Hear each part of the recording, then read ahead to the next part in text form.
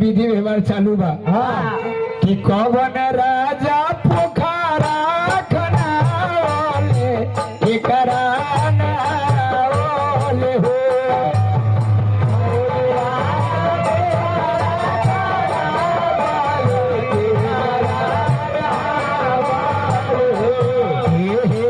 कौन राजा पोखरा खनाले के कराना ओले हो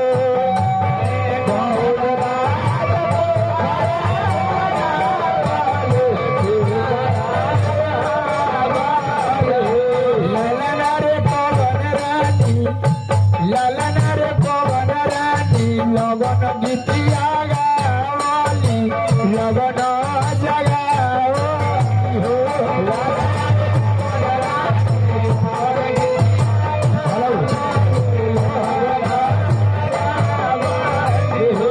ललन रे पवन रानी लगन गीतिया गावली लगन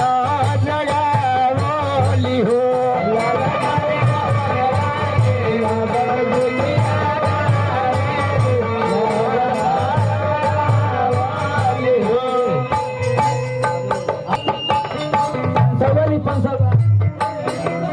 दूधन है। चलिए मेरे दूधन बाबू की तरफ से पुरस्कार एक बार। हाँ जी राज दशरथ पोखरा खनावलन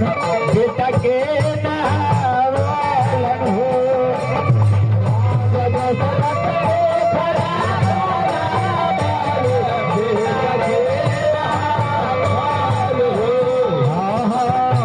दशरथ पोखरा खनावलन बेटा के नावलन हो राज दशरथ पोखरा